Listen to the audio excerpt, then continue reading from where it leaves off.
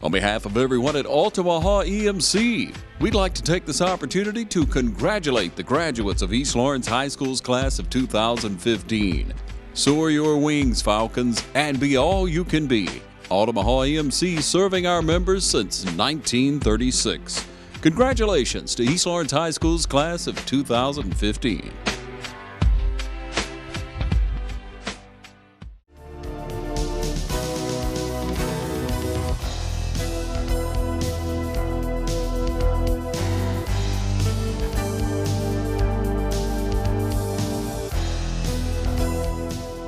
How are you doing? Well, good. I tell you, life as you get older, life seems to speed up. And I always thought that when I retired, I'd have a lot more spare time. And now I find myself You're busier? Busier than I've ever been in my life, and I don't have enough hours in the day to get things Well, done. tell me about that. Well, you retired. Right. From where? Where did you used to work? Well, I retired from ConAgra, and we owned Wheeler Stores and Country General Stores in '98. And then I went to work for Ed Roach in this very building right here. Yes. And was there a few years, and we opened up a retail store here. And then we went next to the river and built a store there, purchased the land and built the store and so forth. Yes. And then for a short time, I worked part-time there after we finished that building. And then I stepped down there, and and I became chamber chairman and on the city council. And then in January of last year is when I stepped off the city council. So it's when you really started your retirement. Right. Well, were you born here in Lawrence County? No, I was born in Conyers, Georgia. Oh yeah, I know where that is. Rockdale County, and graduated from Rockdale County High School. And back then, I think the county only had like 2,500 people.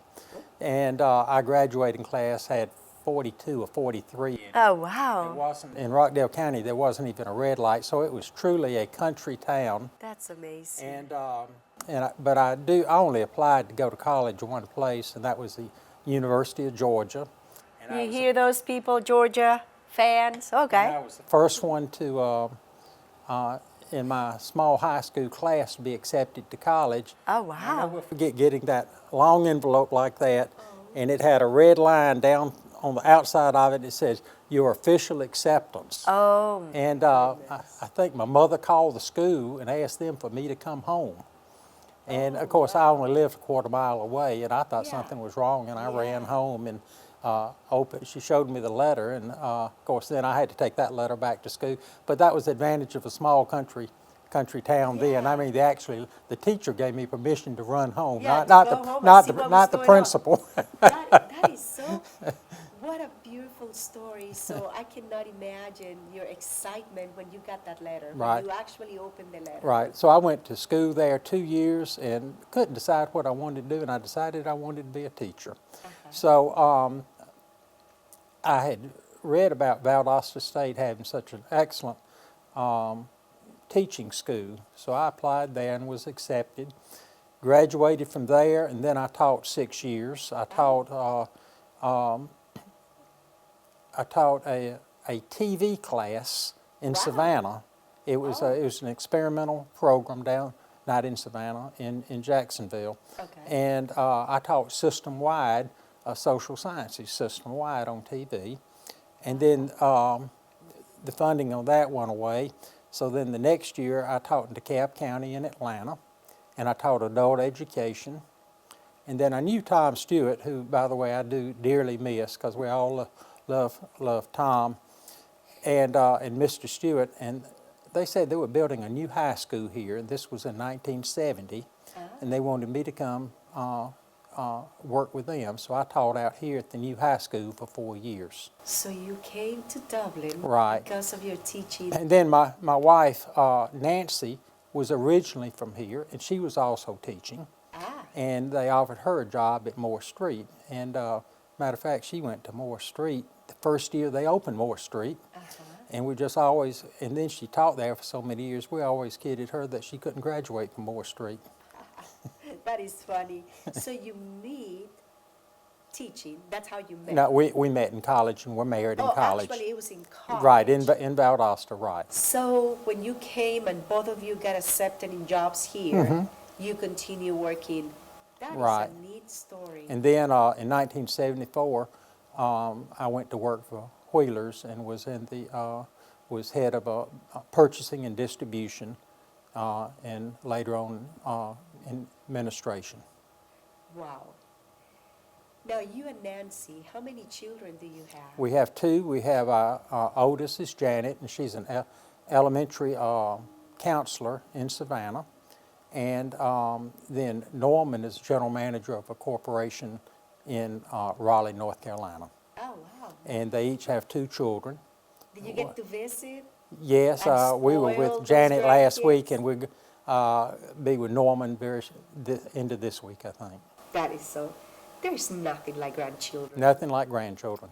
I just came back. I was on vacation, and we spent a real nice week with our children and our grandchildren. And let me tell you, I was in heaven. In heaven. You know, the only way I can ask you who has the best grandchildren, and you're going to tell me yours, course it's me. but of course I know it's mine or the next person's and so forth. That's right. And the cutest, the smartest, you know. There we go. We always brag about our grandchildren. That is just so great.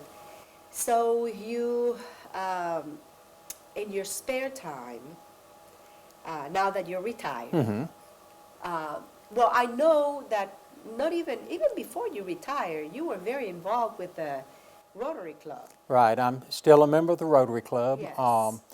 And I was president of the Rotary Club, I think, 2003, 2004, and have been a assistant governor Yes. a couple of years. I was also a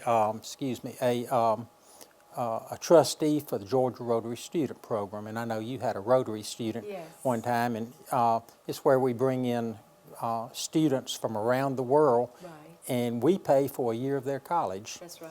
And Dublin always does one student, and the state will do 60-something within the state. Right. And it's not an exchange program, Right. because we don't exchange. We Right. just We do just that. accept that. Yeah. Right. It was the time we had our student. It was wonderful. It was just great. And I know that you have been in touch with so many of those students. Right. I've never lost touch with any of my students. And then as a trustee, I'd have like 3 students or something like that at different schools. Right. But I wouldn't be the host family. But the ones we were host family for, tell you about one of them, Hans Joseph, and we also had his sister Marie a couple of years later. His goal was always to be an ambassador. And that's sort of a lofty type of goal, I guess. And we Yeah. always laughed at him. He Right. said, no, that's what I want to do. Well, anyway, he became a Norwegian ambassador. You know? About 3 years ago, was assigned to a country whose name I cannot remember right now in Africa. It was a tough assignment since it was his first. But he's finishing that up now, and he was just assigned to be an ambassador at NATO. And Well, he's that's- starting that in August. That is And so amazing. Bob and Marcia Dixon was his host family. Yes. But I was vice president of Rotary that year and was very, very close to him. And then I won't talk about all of them. Had another one that got married last year, and Andres Garcia. Andres Garcia. And we were asked to New York to the wedding, Yeah. and sat at the head table with his family because we were his American parents. Yes. And he and his wife are at Columbia University under scholarship working on their doctorates. This particular month, they're in Cuba. Wow. And they're doing something for the university. They flew out of Columbia Toronto directly to Havana, and hopefully we'll get to see them down here next month, probably in August, I guess That is would be probably so when we'll see them. nice. Yeah, I'm still in touch with my student, and every single thing that happened in his family, we know. We've been in Colombia at least 3 times visiting Right. them, and it's such a great program. It's Right. such a good Right. program. Well, Gerald Smith he's always worked very hard in that program Yes. and is an officer with GRSP. Yeah. Well, we're going to take a very short break. Please don't go away. We'll be right back with Mr. Phil Thacker. From all the employees at Flake Steel Industries, congratulations to all the graduates from East Lawrence High School, West Lawrence High School, Dublin High School, and Trinity Christian School. Congratulations, graduates. Thank you for staying with us. I'm here with Mr. Phil Thacker, and we're talking about everything, a little bit of everything. And I'm sure that, you know, the time that you were working here in Dublin, at one point you became a member of the Chamber of Commerce. Right, and it's, you know, I've tried to think back of when I became active in the chamber, and I really don't remember the specific. I know our businesses were there, but I think it's when I started with Roach that I really became active, with the chamber, because the Roach family, they were dedicated to having being a member of the Rotary, Right. not of Rotary, of the chamber, excuse me. Yeah. Yeah, they're very involved, you know, and they're members. And I do know that in 2005, 2006, that year, you were the chair. Right, I was the chair in 2005 and 2006, and we really had an exciting year that year. Before I took over, we were at a Christmas party, and I remember Louie and Willie talking, and I was standing there, and Louie had mentioned to Willie, he said, you know, this place right here is just too small for us to have a Christmas party. And he says, we need to build a larger place. It was packed that year. She looked at him and said, well, you're in charge of that. So I think, you know, he took the bull by the horns, and things started happening then. Of course, I looked at him and I said, y'all are not going to do this the year I'm president of the chamber, are you? Of course I not. haven't quite forgiven them yet about Of course not, but watch us. Yeah, that was big. Right. And I remember that particular Christmas party, that it was like you could hardly move. You couldn't even turn around. Right. But when we got involved with that, and of course they were so structured and everything on the fundraising, I remember looking at the first initial drawing of what the building was going to be like. And I might be overstating this a little bit, but they decided to sell portraits and have an appeal to the members, and we sat through meetings on how we were going to raise the funds. And of course, government doesn't support this at all, Right. and this is voluntary, 100% voluntary. But quite frankly, the people were so giving, and it happened in such a rush. Yes. We could throw away the original drawing, because it ended up being much nicer Yes, than the original. Right, than what we originally had planned it was going to be, and it ended up being the structure it is today. Just plain beautiful. Right, right. So And the that happened- portraits are gorgeous. Right. That happened during my year, and of course, then we had to come up with how, you know, what furniture we were going to put in there, how were the portraits going to be done, what rugs to go in. When we originally got into it, the sound wasn't right. It was too much vibration, so we had to fix that, and had to do rules and regulations. There was a lot of detailed work, and of course, Willie was just wonderful to work with. Her and her staff, they were more than wonderful to work with, and without them, certainly it wouldn't have happened. But you see a building going up, and you have no idea the things that go inside. The rules, regulations, and this, and the fire department they need to check, and this. I mean, there's so many things going on when there is a new building. Right, right. But people were just, they were almost awestruck. And then what it allowed us to do then was to start having all sorts of meetings in there that would,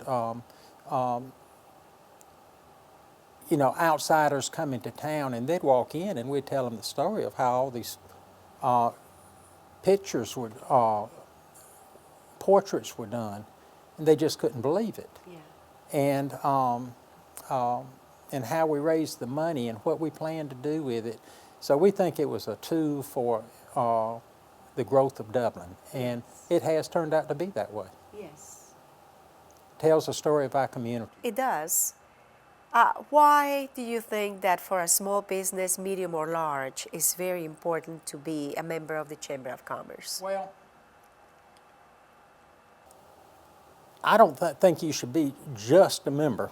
I think what you need to do. I like what you're about to say. I think you need to come to the business after hours. I know the year I was president, we had 12 business after hours, which is held at night, and probably 10 of them were at the facility or would have been at the facility. And then we had 5 business and breakfast, which were held at various businesses around. And it just gives you a place where you get to meet people, where you get to network with them. And networking is one of the most important things you can do in business. You want your business. And I don't mean necessarily networking for more business, which is, of course, one of the goals. But, you know, you might network with a personnel manager at some factory here in town, and somebody applies to work for you, and you feel now comfortable calling that personnel manager and talking to them. And but a lot of business is made from knowing other people. Yes. I mean, that's the way, I mean, everything. Like that. And then I also, a little idealistic, I think that to really support the community, you need to get involved. Yeah. And if you don't like something in your community, you have to be involved, because you cannot just complain. If you're involved, you can give ideas, you can help to fix whatever. Well, if you have a legitimate complaint, which many complaints are legitimate, the results will go your way a lot faster. Yeah, if you're involved, right, exactly. Yeah, you cannot just, you know, sit and complain, but don't do anything about it. I think the largest thing I saw happening then and after then was we became more inclusive with the way we were bringing members in and really striving. I think we added 73 new members that year I was there, and then that rate continued after I left also. But I think we had 73 new members. I think it was 7 or 10 groundbreakings and 40 ribbon cuttings. Amazing, yeah. So there was something going on every single week. Yes. It was a torrid pace. I remember that. You see, back then also, Willie not only was head of the chamber, she was head of industrial development. And I don't know how she kept her head above water. It was tough. Yeah. I mean, she's a strong lady. I told her I was not going to come here tonight unless I could announce she wasn't leaving, which is she retires at the end of the month, and she just laughed when I said that. Yeah, I know. I really understand, you know, her reasons and everything, but we're gonna miss her. No, I don't understand it. No, of course not, because you retired. Yeah, I know. We're gonna miss her. We are. She's a very great and amazing lady, and our chamber is so strong, and she's a big part of it. Right. The reason, big part. Well, we're gonna take another short break. We'll be right back. When you have big dreams, it's as easy as FSB. Farmers State Bank has financial solutions you need to make your dreams come true. A full-service bank with the personal touch that will help you grow into your future. Congratulations to the graduates of 2015. From Farmers State Bank, veterans in Hillcrest in Dublin, also in Cadwell. Member FDIC. Thank you for staying with us. I'm sitting here with Mr. Phil Thacker. When you were the chairperson in that year, 2005, 2006, and of course, you know, the big thing was opening the chamber, that new room that we have there. That was the main big thing. What else you had in mind that you wanted to do during that year? Well, you know, I think I've already alluded before, we wanted to become more inclusive and to really strive to get all the segments in. And we made master list on who do we not have in this type of business and that type of business. And because we thought diversification was really important. And that's one of the reasons we added 73 new members that year. And so basically you it wanted to bring more and more. More and more. And you did. And we did. And it took really a team effort to get that done, but we really had some great people working on that. Oh yeah. The ambassadors Right, help ambassadors. a lot. Phil, I know that there is a lot of changes, not only in our community, but our chamber since way back then. Right. What kind of things have you noticed, Well, these changes? I think the number one thing that I noticed, of course, we're about to, with Willie being with us for 25 years, that's going to be a major change. But another one that took place a few years ago, and I'd already talked about it, was that here we had someone head of the chamber and also head of economic development, and the scenario on how businesses would come to your community had changed. And it was, so it was decided to then hire someone for economic development. Right. So then that gave her more time to work on the chamber and what was happening there. And it's just been a win-win. And I think right now, I think the state recognizes us as one of the top 2 or 3 places on where they like to send somebody. They know they can send somebody to Dublin and Lawrence County. Oh, yeah. And that they're going to be treated well, and that they're going to be impressed. And they're going to be impressed, one, by our location, our labor pool here, by our tax rates here, and certainly by the professionalism of the people that greet them and work with them here. Yep. Now, were you on the city council at the same time you were president?